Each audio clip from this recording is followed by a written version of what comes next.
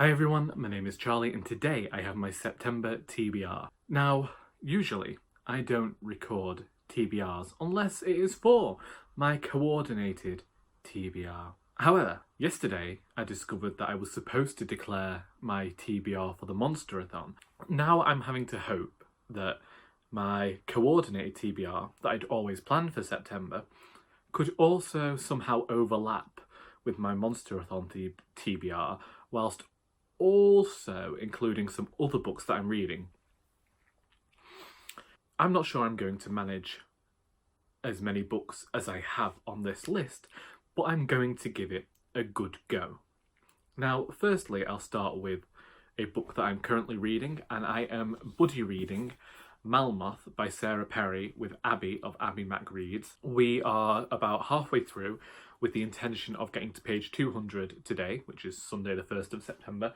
I'm really enjoying this one. It reminds me of great Gothic works, and I like the way that it is told in an alternate fashion to Reservoir 13 that I read last month. I'm actually enjoying the moments of detachment in this book, because I think that they give the reader a good idea of the character of Helen. So I should be finishing this one this week. Last month I read The 13th Tale by Diane Setterfield, but I have Once Upon a River by her out of the library, so I'm hoping to read that this month and then also join in with the Balman and Black read-along that is being hosted by Katie of Books and Things. One, I believe a girl has been found dead on the River Thames, and then she's taken into this pub and a lot of people are going to claim to know her. Apparently it's going to be a lot of interweaving stories. To me it sounded almost like a fairy tale, some sort of Chinese whispers way of telling the story. I really enjoyed The 13th Tale, so I'm looking forward to this one. Another book I'm looking forward to is The Dragon Republic by R.F. Kuang. This is the sequel to The Poppy War, and I really enjoyed that book when I read it at the start of July. I've said this much and more, and so I want to get into this one sooner rather than later, so I think that this may be what I read after Melmoth. Then I'm going to move on to my coordinated TBR and my Monsterathon TBR, because in some ways they link. If you didn't know, my coordinated TBR is when I go to Twitter and I ask for people to send me a number between 1 and 20, which it was this time. Before it's been 1 and 75, I think last time was 1 and 60. And each of those numbers corresponds to a book on my shelves. The person who chooses the number does not know what book they will be setting me up to read in the subsequent months, but I like to use this as a means to shout out other booktubers and content creators. Firstly, I was sent the number 4 by Cat of Brews and Reviews, and that corresponded to Dracula by Bram Stoker. The story behind this book is that I purchased it when I went to Whitby in 2013. I'd always planned to, because there's a big association between Dracula and Whitby, and I thought that they might have this Barnes & Noble leatherbound edition. I didn't read this originally because it came wrapped in cellophane and I wanted to preserve that. Dracula is a classic vampire story, probably the classic one. I read about 50 pages 4 years ago and have then not read any more since then. I kept seeing strange undertones of romantic tension between Dracula and Jonathan Harker. I was planning on including this in my Monsterathon TBR anyway, because it has a classic horror villain in it. Next, Michelle Maynard sent me the number 16, and that corresponded to The Santa Claus Murder by Mavis Doriel-Hey. I know nothing about this book.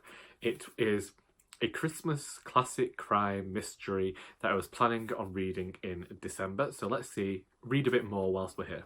Apparently, we are getting a family at Christmas, and the patriarch of the family is found murdered by a man dressed up as Santa Claus, and the only person who doesn't seem to have a motive to kill him is Santa Claus. And then you have a detective who is close to the family having to investigate the family.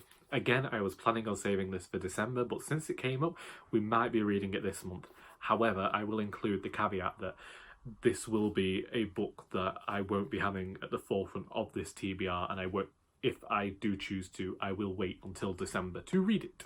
Next, I was sent the number 1 by Constant Reader is We Cast a Shadow by Maurice Carlos Ruffin, and the reason I was hoping this book would come up is because I've been pushing it back too much. I originally got this book in March and planned to read it after seeing Russell with Ink and Paper blog discuss this satire of a black man who is trying to earn money to pay for a demelanisation process of his son. It's going to explore racism in the modern day, as well as being somewhat dystopian, and I think I've just been a tiniest bit scared of this one. Amy of Zoe Beck sent me the coordinates 12, and that corresponded to The Hollow by Agatha Christie. This is another Poirot mystery, and I'm just reading about it now. There is a dead man in a swimming pool and Poirot has to investigate. I don't know much about the Poirot books because I did prefer Miss Marple. The strange thing about this month is that the people who sent me coordinates, through not knowing what coordinates they were voting for, have actually ended up choosing my entire Poirot collection, but we'll get to the rest in a minute. Then Maria of MH Books sent me the number 9, which corresponded to Malamander by Thomas Taylor. I'm also looking to include this in my Monsterathon TBR. I'm not sure what prompt it will go with yet, but I think it could easily fit with that. This follows Herbie Lemon, who lives at the Nautilus Hotel, and a girl comes through his window and asks Herbie to hide her. And thus begins a series of adventures, apparently, that are going to link up to this mysterious Malamander. I don't know much about this book. It's been recommended to me a lot. I really wanted to get to it, so I'm happy for this to have been included. Charlie of Charlie Brook then sent me the number 13, which corresponds to The Clocks by Agatha Christie. Again, a Poirot mystery. I don't know what it's about. A woman has found a dead man in his own home, and when Poirot is called to investigate, he discovers that all of the clocks in that room have stopped at 4:13, and apparently a mystery ensues. I'm very sorry to have forgotten this person's name, but their Twitter handle and username on Booktube is a morose reader. Originally their numbers corresponded to books that had already been chosen, so I asked whether they'd choose again, and they chose the numbers 11 and 14 that corresponded with Dumb Witness by Agatha Christie and Hercule Poirot's Christmas by Agatha Christie. I was planning on saving this one until December. Similar to the Santa Claus murder, a man is found dead on Christmas Eve, and apparently a lot of people hated him, so Poirot is going to investigate that. In terms of Dumb Witness, all I know about this one is that Dane over at Dane Reads read this and said that the whole idea of the dumb witness doesn't actually come into it that much, and I don't think that he looked on this as one of Poirot's best stories. They're really quick reads. You can get through about 3 pages a minute, so it's only like an hour or 2 hours at a time to read these books. Very quick reads, very good if you just have an evening spare where you don't want to do much. Because I really wanted the coordinated TBR to be 10 books because I didn't think about all the extras I had, I went to my family not thinking that they would then bring me up to 11 books for the coordinated TBR.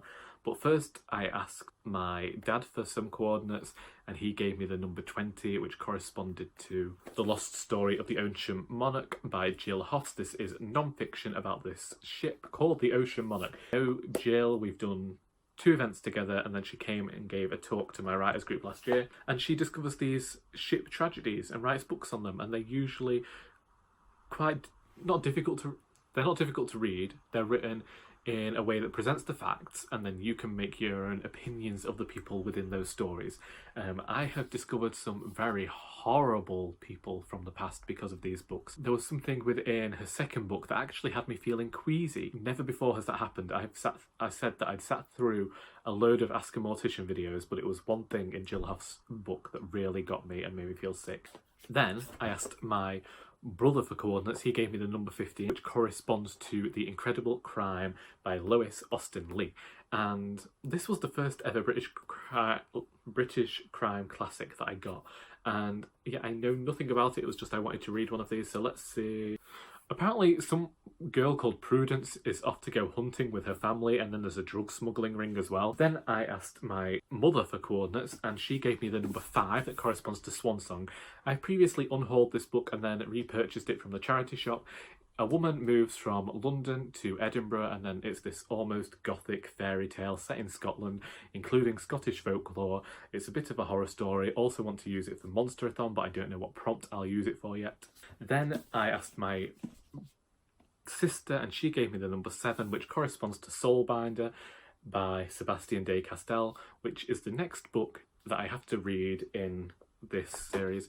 before the final book comes out. I've got this one to read and then Queenslayer, and then I think the final one comes out. In the hopes that some of these stories might fulfil prompts for the Monsterathon, I'm also going to be reading Everything's Eventual by Stephen King. This is a selection of short stories. And then I am also going to be reading The Wolves in the Walls and Mr. Punch, graphic novels by Neil Gaiman, just to fill some more prompts for the Monsterathon.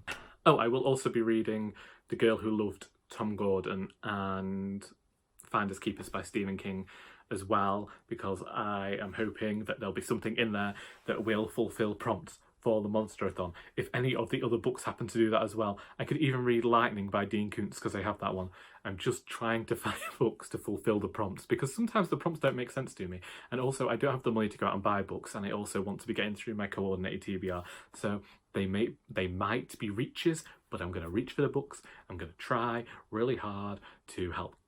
Am I killing villagers for the Monsterathon? Slaughtering them? Saving them? I don't know. I'm doing something to villagers by reading books. Them's the books. If you've read any of these books and would like to discuss them, maybe you would like to recommend one to me to read sooner rather than later, please feel free to do that in the comments. I hope you enjoyed this video, and until next time, that is all.